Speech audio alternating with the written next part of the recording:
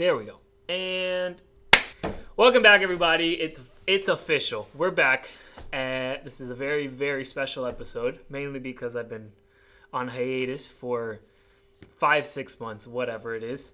And I'm with a very special guest. I thought that this one is a good one to start with a bang, if you will. This is Chris Brand. He was technically my first coach. We're going to talk about some real stuff. Welcome back to Out of Bounds. Listen to some music.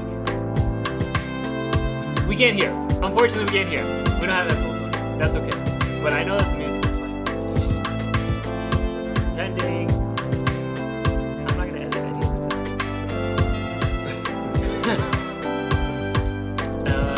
this. Again, welcome to Out of Bounds. Okay, here we go. My name is Chris Brand.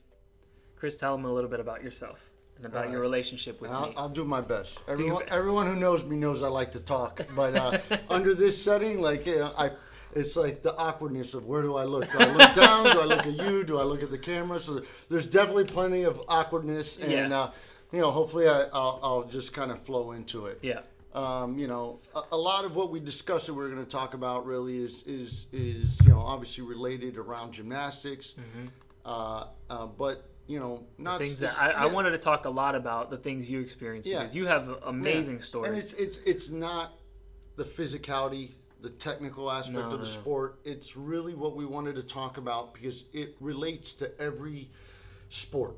And aspect of life, really. And the trials of and tribulations, and knowing that certain things can steer you in a completely different direction. 100%. We're going to talk about some really cool stuff. Some of them, just to give you some quick bullet points: hotel horror stories. Yeah.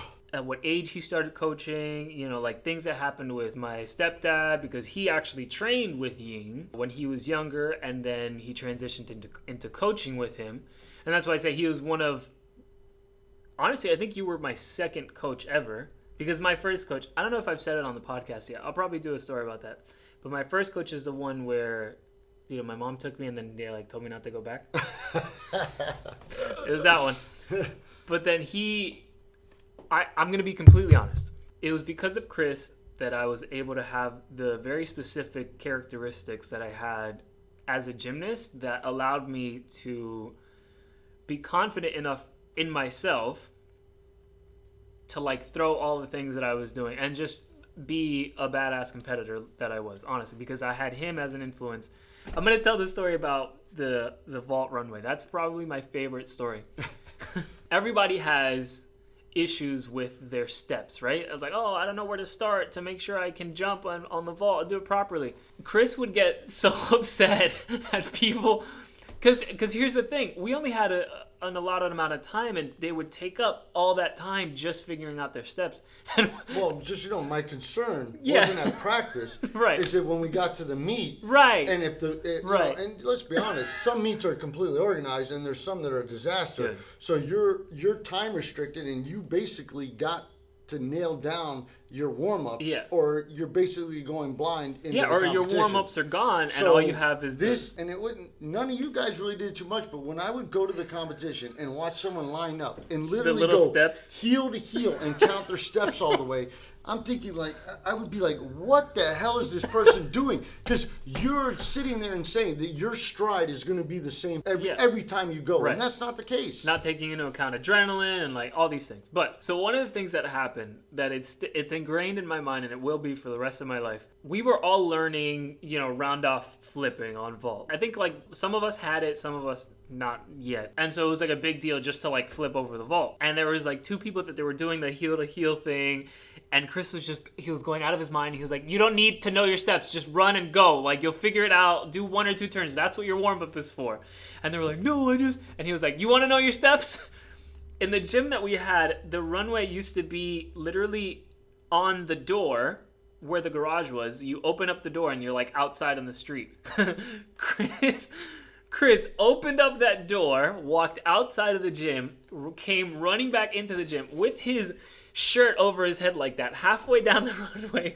He pulls his shirt down and does a perfect laid out flip over the vault. And he's like, you don't need to know your steps, just go. And everybody's like, ah.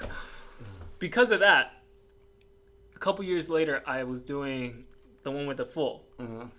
that I was working. I had the laid out full over the vault, and I messed up my steps in the middle of a competition, and I jumped with the wrong leg. I did the hurdle with the wrong leg, and I still threw it with a tuck, and I was like, that was because of Chris. And I think a lot of that approach that I took was my journey in the sport. Yes. So going back, how you said you want to say how I got to coaching you, and how I paired up with Yin was, I went to, which was pretty much the only place to go to when I was a kid. Exactly. But it was good. I mean, don't get me wrong, was Octaviano's Gymnastics. And that's where I got my start. And I started when I was 6, and I did that for a while. The only problem was, it was like there was a new coach every other year or every 2 years.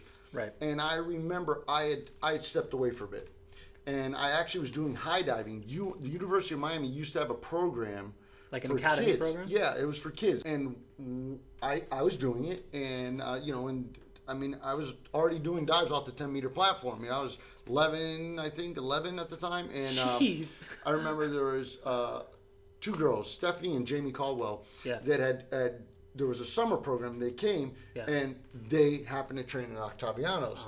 And they convinced me to go back. So I went back, and I did that again. And there was, same thing, rotation of coaches. Yeah. And I want to say I was 12 when Yin showed up. Luckily enough, it was a sport that came very natural to me. I mean, because you were like naturally strong always and powerful. And I was, maybe to a fault, a little too fearless. That's probably why I wake up every day in pain. Dude, you were high diving. You were high diving at 12 years old. Of course, you were fearless. And so Yin showed up, and when Yin showed up, this is the first time I saw a coach demonstrate. And don't get me wrong, my mom was born in Cuba.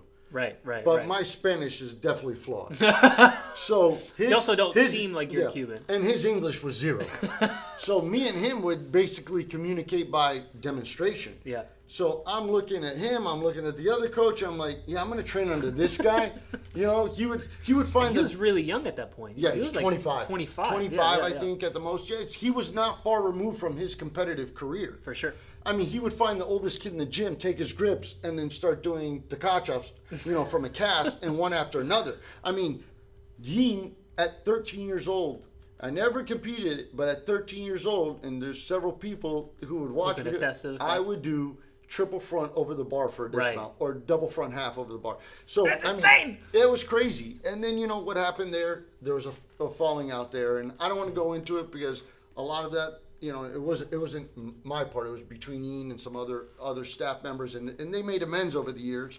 And but that's something that's really important to me because it's like I say, it was definitely a testament to just the kind of person that you were as a 12-year-old and the kind of person that you are now. We won't get into it, but basically something happened, and a 12-year-old literally stood up for a grown man in front of other grown people because of something that happened that he saw that was inappropriate.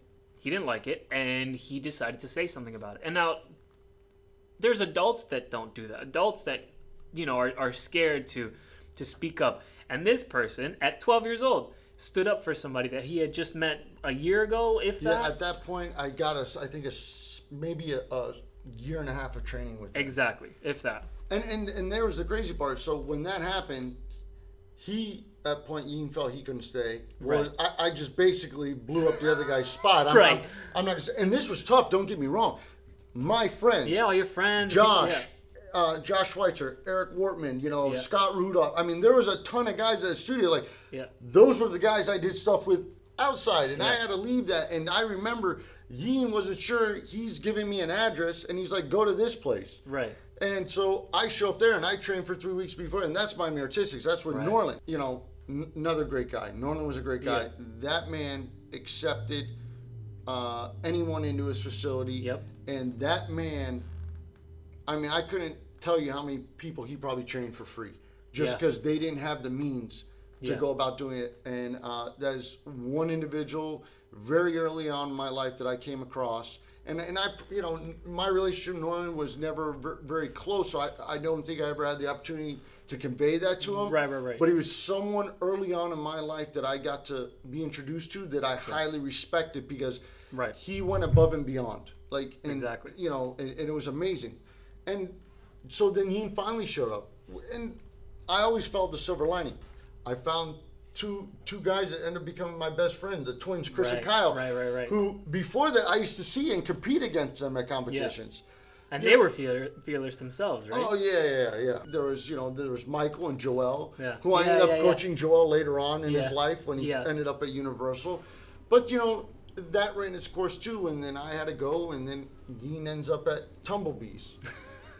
Zero pit. Zero Nothing. pit, a high bar over a thing. I had to throw a mat in the bottom. The P bars are stiff as can be. Did you say that? I think I remember you saying something about that pit, that you weren't even allowed to train on the high bar when there was anybody in the gym, right? Or something like that? The owner got nervous really fast when the first time, I think, And rightfully so. At that time, my first release move on high bar was a Jaeger. Right. And at that time I was... It's a big skill. Yeah, and at that time I was doing full twisting Jaeger. That's a big skill.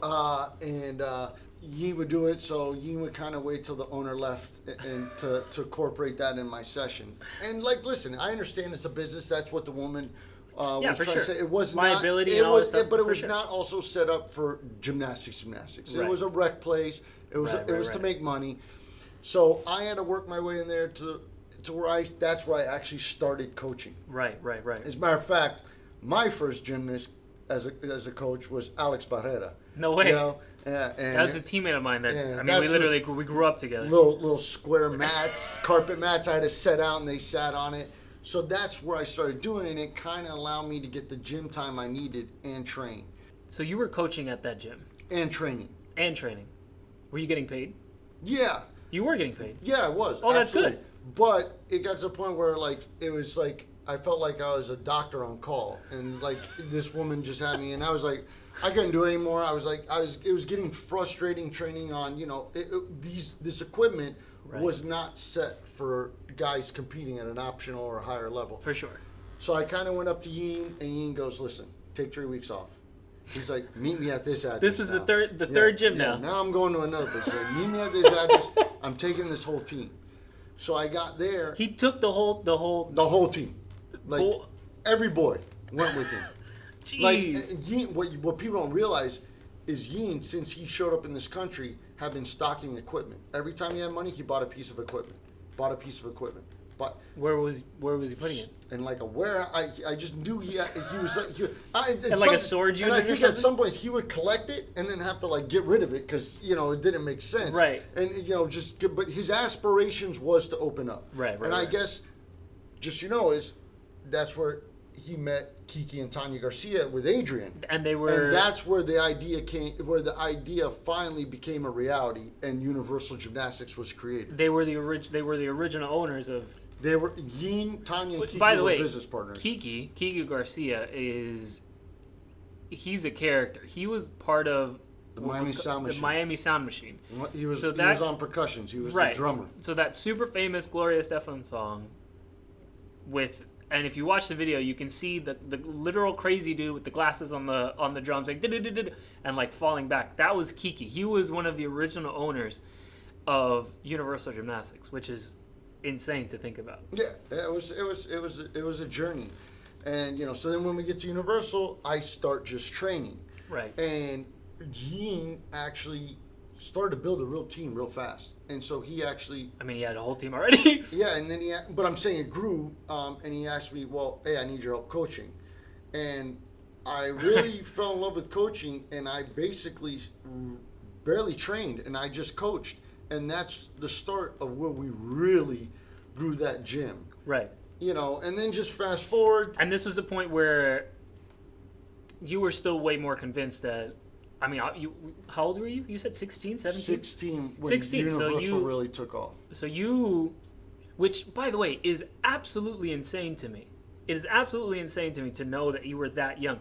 Because I remember you being around my whole life, and I remember seeing you always as an adult, and you were still a kid, basically. Well, I did my best to be an adult, trust me. Outside of the place, I did a lot of kid stuff. Trust me. But my mom could attest to that, right? And my dad and my stepfather. But I feel like it's plenty a good of family thing. members. I had them scratching their head at outside the gym, I was a completely different person. But that's what I'm saying. Like, it's awesome because, like, these kids that you were literally, like, shaping, being a kid yourself, like, none of us ever saw you as, like, oh, one of us, the older boy. No, you were just another adult. You know what I mean? In my perspective, absolutely. But I think what helped, though, is, remember, I have a brother who's 12 and a half years younger than me, who's exactly your and Alex's age. Right. So it's easier for you to, like, reach our level. I had no problem being an idiot on my own, but when put in a position where there's you had to step up. Yeah, I felt more responsible when it involved someone else than it was myself. Right.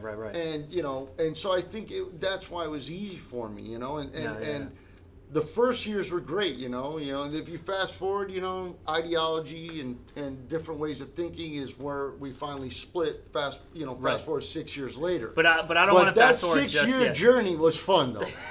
That's the part that I want to talk about. I say was fun now. At the time, only in retrospect. Yes. And that's what I want to get into because these are my favorite stories.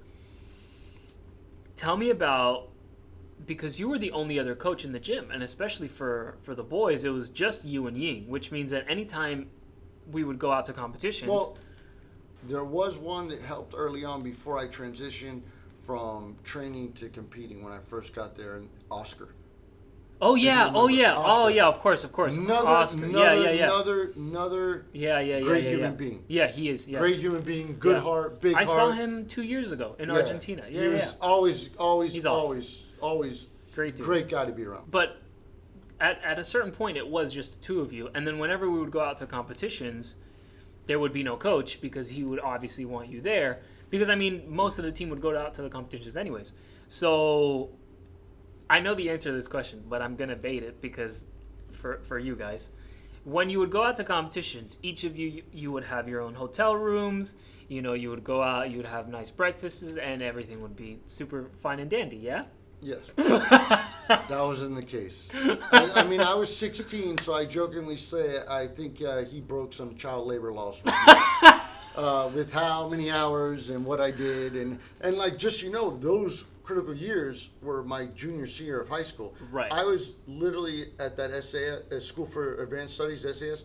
I was literally doing college classes in the morning, high school classes in the afternoon. I would get to the gym around 5:15, 5:30, and coach till like 10:30 at night. Successfully, by the way. 5 days a week. Incredibly successful. And then on the weekend, I would be in the gym at like 8 o'clock in the morning and normally check out around 2 or 3. Right. And that's if we weren't competing at a meet. That's if we weren't competing. And that's... Which was... Right. There was not a competition or level that Ian didn't sign up for. Always. So, you would go to hotels, right? Well, especially in the beginning. See, you're talking about getting to the hotel. Everyone's forgetting is most studios give everyone Friday off if they know they're competing on the weekend. Yeah, exactly. All the gyms. He felt it was the last chance to get a last practice in. So we would be at the gym, and it would be like, well, let's cut it at 9. No. It'd be like 9:30, and then here I am at the gym, been there since 5 o'clock, sweating nasty, but I have my luggage with me. Right. Yeen was no chance of a shower, by the way. And well, just I took plenty of showers. There was a hose and a spigot in the back. I would literally like just rinse myself out back and change clothes sometimes. So you're knowing you're going to train late. So wait, so we would train late. You would think we would train late. You would think, no. We would go back to your house. Well, this was later. This is before Yeen and your mom got together. But for instance, when your mom and Yeen got together, we would go back to your house so he would pack his bag. I'm thinking like, why did you not pack your bag earlier? And then after packing the bag, it was like, let's start driving. Which was 4 hours. Let's go out to eat. Right. We would always go to La Carrera or something like that. Yeah. Anywhere. Something Cuban related for sure. And then we would start the drive. At 10. And then we would start the 4 or 5 hour drive. And then what would happen when you got that's when you guys had the Nissan Sentra. I remember that car. These aren't like Nissans nowadays. This was like the Fred Flintstone of vehicles. Like, I honestly felt like... It was a black Nissan Sentra. Yes, I felt like if I grabbed the side of it, I could lift it up on the side. And by no means, am I big. I'm 5'7" on a good day, and I weigh about 165 right now. So I was even smaller back then. And I felt like I could lift the car. And who was in that car? Well, at that time, it always me, you, your mom, at this stage of the game. Right. And you, like the four of us. Yeah, There was the four of us. And I think on a couple trips, I think your sister actually came on. Yeah, probably. And then there would be sometimes we had the Barreras with us. Right. Because Which is three of them. We always caravan though, right? Because it was the Barreras and us. Yeah. Right? And they always had, it was Jeannie, the mom, Jeannie, the daughter, Adi, Alex, and their madrina in the car also. So we caravan and God bless their godmother because she's probably thinking like, why are we traveling at this hour of the night? So she's definitely another wonderful woman who put up with that. That's our next podcast. Yeah. But the one that probably sticks out the most is we were in Winter Haven, but we were staying outside of Winter Haven for some reason. And we get there, it's like 1:30 in the morning.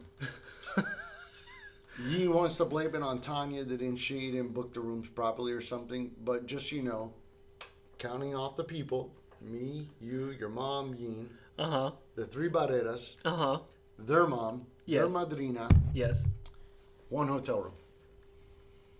One hotel room. And it is 1:30 in the morning. And like I said, at this time... Me, my mom, Adi, Alex, Jeannie, and their godmother, and you, and Ying. Yeah. So 9 people. One. How many beds? They had 2 full beds. It's 1:30 in the morning. Yeah. And it's booked, so there's literally, it's not like there's probably not even anybody there. They can't, no, there's someone there, but they can't, there's not another room to give. They're like at full capacity. It's 1:30 in the morning. The next day, like you get to the place, it's like 7:30, and we're there all day. That's what I was about to say. What time did the competition start? Like 8? I know we had to get there we had to be there like at 7:30. It probably kicked off around 8. For open stretch and stuff like that. We send all of you guys in the one room. That still puts you at 7. Yeah. I don't know if you guys are master Lego builders. You somehow made it work. Tetris. Yeah, Tetris. I think they brought an extra cot in. Probably. You guys manage. Me and Ian stay in the Centra. We're in the Centra. He's like, we're going to have to sleep in the car. And I'm thinking, okay. You're like, yeah, all right, whatever. Pop the seat Not back. ideal. My eyes are closed. I'm doing my thing. I'm trying to relax so I can fall asleep. And the snoring that comes out of Ian's mouth is unbearable. So the point, like... And he's right next to you, so you can't... Yeah, and so I get out of the car. And I'm like, I'm just going to go to the nearby place. Oh, by the way, it was just like a 2-mile walk to a gas station. I walked 2 miles. Just to make yourself sleepy. I walked to a gas station. I think I buy like a bottle of water, a bag of chips. I walk back. I get back to the car. So, I'm talking about like almost like, 3 in the morning. 3 or 4 mile round trip, right? I close my eyes. I think I finally fall asleep to like, which seemed like 1 second later to Yin freaking out saying, oh my God, we're late. We got to get there. And no shower, by the way. And then spend 12 hours at a competition. Where they had the most luxurious foods, such as... Hot dog. A hot dog, sometimes. Bagels. And some soda. And chips. Chips. And maybe chips. Yeah. Oh, wait. Hold on. Let me not forget the desserts. The little chocolates that they put on the judges' table that the coaches would always do. I mean, thank God I was that age and I was able to survive off of sugar and garbage. And because I did. So that was one experience. But that wasn't the worst place. Actually, sleeping in the Central was better than the one place we went. No, that wasn't the worst place? The worst place. And I might get the name wrong. But this is also like in that Winter Haven area, and it was called, and I could be wrong, but this is what it's in my head, the Ranch House Motel. We get there, we walk in the room.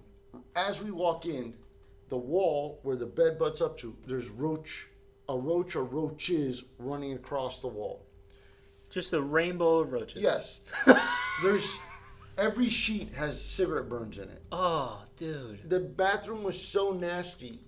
Thank God I remember to bring my flip-flops. I had to shower with my flip-flops. I mean, I think when we would come back from the competition, I remember sleeping, in the coach's warm-up gear. Like if I was a vampire. And you don't want to touch anything. But I think maybe my wife asked me, how do I sleep and wake up in the same position? I said, well, I got trained. I've been training. I trained my whole life for this. Did you burn that clothes when you were done with it? Probably. I don't know. And then not to mention, Ying doesn't know how to use one towel. Right. Yes. Right. Which you didn't know because you had only experienced sleeping in a car with him, so you didn't understand. He would every time want to be the first one in the shower. He would use every towel and flood the bathroom, and not to mention clog the toilet. Right. So this was. He would use like 2 towels on the floor. Yes. For whatever fucking reason, and then a towel to dry himself off, and then a towel to shave. Absolutely. Which when he was shaving. Yeah, I laugh about it now. I can promise you I wasn't laughing while that was going on. And so those were my travel experiences, that were definitely memorable that I laugh about now. We also have memorable moments in the gym. I don't want to call this little kid out by name, but we did have one kid that I wasn't even the one coaching, but for some reason, I guess it wasn't me, by the way. I became the official one to take care of him. This poor kid, he worked hard, but he always didn't want to miss his turn, and there wasn't a day that this kid did not poop in his pants. I was going to say, it sounds like me, because that was me until the pooped his pants. I will say, and I'm very proud of the fact, I never pooped my pants in the gym. I never pooped my pants in the gym, but I did pee myself all the time. Yes. Yeah. So, because, at that time, we did have a range. We had guys, from that 14 down to little kids. Yeah. So, But this kid. So I also got the lovely experience of changing a kid who, at this time, was probably 6 years old. That managed way too old to be pooping his pants. Yeah, well, listen, all I know is that guy got more free universal gear than anyone, because Ying didn't know what to do, so I took care of it. I didn't care. That kid got like a new jersey every day. Yeah. I just took him out back. Yeah. Where no one could see him. There was a hose. I sprayed him. I said, put the clothes on, and we marched right back in. What were they feeding this kid? I don't know. It was difficult. At least I didn't have to get it on me. You at a restaurant's another story, because Danny's problem is he didn't know how to keep a drink standing upright. I don't know what you're talking about. I have no idea. And for some reason, after a competition, we would go out to eat. You somehow ended up next to me every time. And every time I ended up with some type of drink on my lap. But even if you weren't next to me, somehow the drink would reach you. That is true. Yes, I remember one time I think you got up. Alex was sitting next to me. You came to talk to Alex, and you knocked Alex's drink on top of me. You know what it is? Here's what it is. You see the size of my hands. I'm pretty sure my hands have always been exactly this size. It took you a long time to grow into your hands grew, and then your body caught up. Exactly. He was like a puppy. He was a puppy, for sure. He was a puppy. But my favorite part is the stories about all of us competing, because we all had some amazing, hilarious stories. That same kid that we were just talking about, remember when he put his pants on backwards? So apparently, this kid, he was on rings, I want to say, and he put his pants on backwards. And just so you know, when you wear the long pants as gymnasts, they're meant to be tight. So, yeah, you're a little kid, but it'll stretch. So when he put it on, it made look like the bulge, where the guy's stuff is, looked like it was in the back. Yeah, and then the back was in the front, and which gave this rounded look to it. Which was the hilarious part, because he was on rings, and it was already a little bit loose on him anyways. His pants were on backwards, and he would start doing the swings, and every time he would go in the back, the air would get caught in the thing, and it would like really blow up. So it made it look like he had a massive situation. And I remember that Ying, he was trying his hardest not to laugh. And he tried to look at Chris to make sure that he was being professional. Chris was on the floor, dying of laughter. Ying was like, ugh! He turned to the judges. The judges were laughing on their table like this. Everybody, every single person in that competition was dying of laughter, and Ying he was just like, whatever. And he started dying laughing. And I think anyone who does any sport where you travel, It's the best. especially if you're part of a program that was building. Especially with little kids. And yeah, because it was like I said, I mean, we would go to competitions with kids from 5 to 18. Right. I mean, it was just a broad range of kids.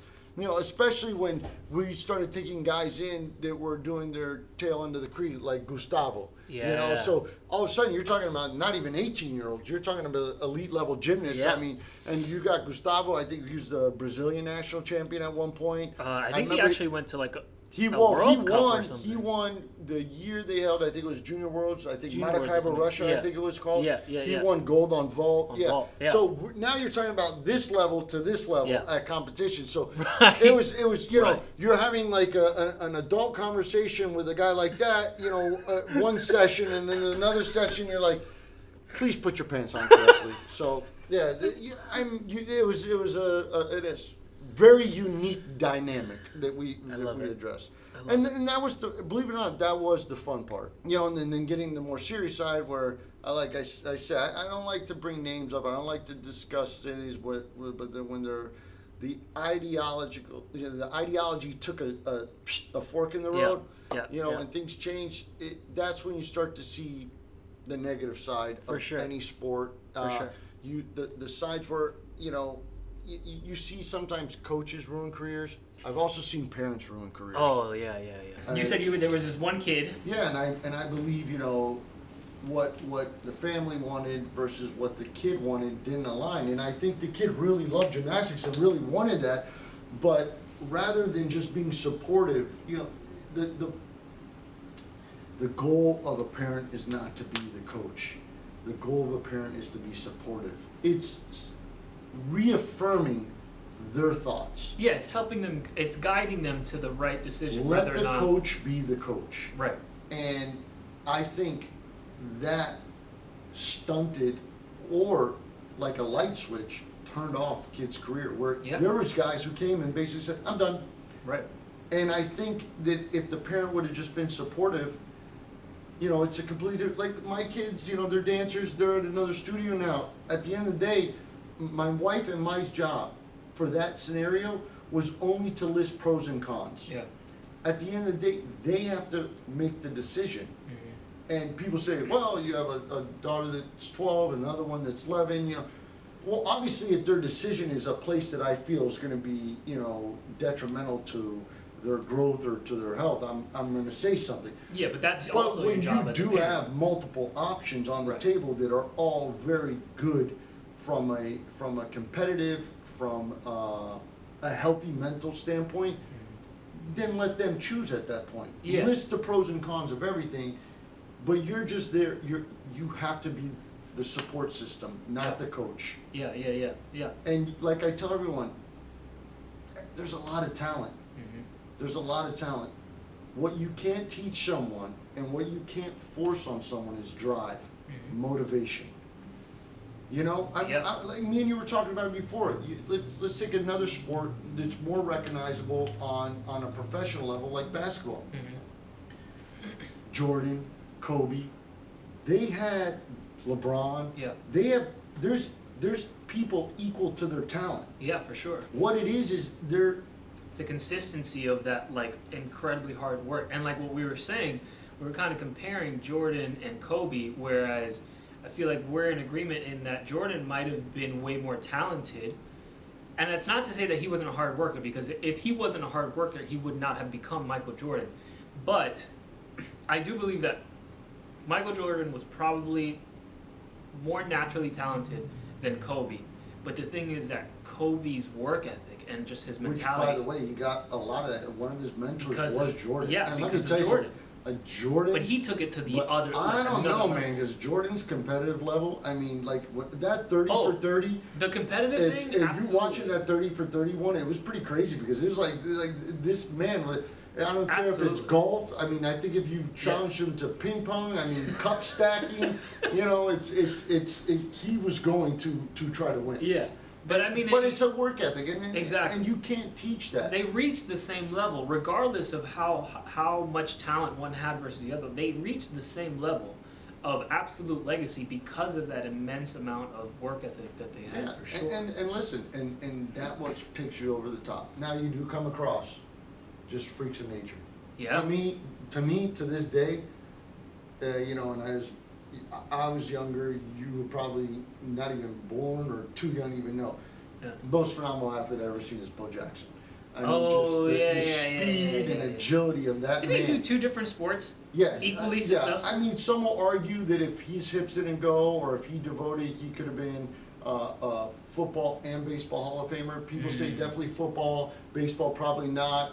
Whatever someone says, he was phenomenal. He was just. You know what? I'm putting this out into the universe, and I'm telling you so you guys can hold me accountable. One thing that I've always wanted to do was actually try out for a professional soccer like team, because I started playing. You played when you were younger, right? Yeah, I did, and you know, my thing is that was all my buddies' sports, so I actually did it and got into it because hang out with them. You know, but I never did it. I relied on. Listen, I mean, the way they handle the ball with their feet is probably the way I would be able to handle a ball in my hands. Like they were so actually, efficient. Yeah, I mean, what I relied on was just pure speed. I was fast and I could run forever. Right. My dad was a runner, so distance-wise, I never got tired. But also you were a gymnast, and that's something that I realized. Well, I did do the flip throwing. You also did the flip throwing. But as a gymnast, because of gymnastics endurance, which is completely different. Yes. We're able to like keep up for much longer, but because of that, This is what I call I like to say it's muscle endurance. Yeah, exactly. It's different. Like, to me, the 2 hardest ones, for muscle endurance, is rings and pommel horse. And I know really. Yes, because pommel horse. Yeah. Okay. Listen. I would say pommel horse for sure.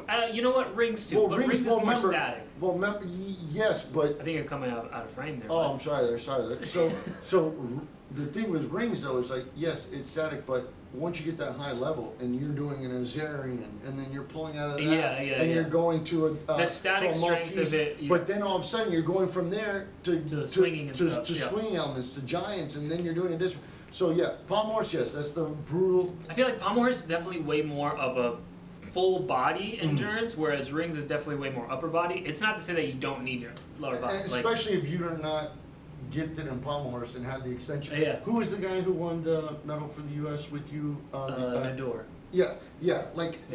I can promise you I never swung on a pommel horse like that. I mean, so maybe. But you know, for me, I probably worked a lot harder on pommel horse than that guy ever had. The extension he had, it's a swing, right? You know, no, absolutely. I powered through. You know. For me, though, high bar was really difficult because I felt probably because my routine was insanely long, but I felt like that one was probably one of the routines that would make me the most tired. That one in floor, actually. Yeah, for sure. Well, you remember also, we're talking, I mean, you know. Different eras. 12 and a half year difference. Yeah. You know, it's like, I'm still amazed. I watch it now and I'm always. What they're doing now. When you started it, when you were doing it, and I was like, where do they go from here? I think now it's just a matter of who can perfect it. And we're wrong. I'm going to take that back. Why? The most phenomenal athlete that I've ever seen in my life, that I think is. If you were to weight a sport, I love you, bro. I'm sorry, man. But if you love sports and you say, who is the pinnacle of what they do? Oh, I know who you're gonna say. Is Simone Biles. Yep. When I see the what she does, top athlete, absolute. Yeah, I've never seen something like. And I don't think we're ever gonna see it. No, I don't think we're ever gonna see it. In our lifetime, no. It's not a generational. It's a once in a lifetime thing. You know what's crazy? Her dismount on beam now, dude. Is, I mean, ridiculous. No one would have ever imagined that that's possible. And the way she tumbles on floor, no. It's she tumbles like a power tumble. Exactly. In my generation, like, you know, and she by no means was tumbling like Simone was, but the way she would tumble nonstop. Oh yeah, Dominique Dawes. Yes. Yeah. That was phenomenal. Yeah. But what Simone does now on every event, ultimate powerhouse. At every event, it is amazing. I will say the closest that anybody is to that level of athlete is Kohei Uchimura. Oh, for sure. But even him, who is an absolute legend, nobody will ever replicate what he has done. he is nowhere near Simone, in my opinion. And listen, there's a lot on the men's side. There's a lot. I'm a big Nemov. I'm a big Cherbo guy. Yeah. But even them don't measure up to Kohei, and Kohei will never measure up to no one will. No one will. Simone will go down as like like you said, an absolute freak of nature. Unfortunately, I don't even know with COVID. I see this. They postponed it. I don't see the 2020 cycle happening, even in 2021. It's gonna be tough, man. It's gonna be tough. It's right there, and I feel for all these athletes, man. And but what I'm trying to say is, if she makes up her mind, I think she could do it in 2024 if she still wanted to. Oh. Because who's the I think she was Russia, Romania. I mean, she. Oksana. Oksana. Listen, that's another freak of nature. Listen, in a different sense. She's just over 40, right? No, she's like 45 at this point. I'm 40. Can you imagine? At 37, I was breakdancing with my girls, and I ruptured my Achilles tendon. Dude, I'm 28. She is doing vault. No. At a level that the best vaulters in the world are doing. That they're not doing, because she did handspring double front. That's true. So my thing is. No. Anyone who says I've aged out, it's been proven it's not. I have. That's what I like. I have aged out. But if you want to, it's apparently possible. And it's that's what I'm saying. The fact that Simone is so amazing, and I really believe that if she wanted to, she could do that. And I don't mean just compete. I mean, in 2024, she could just she'll dominate. It's unbelievable.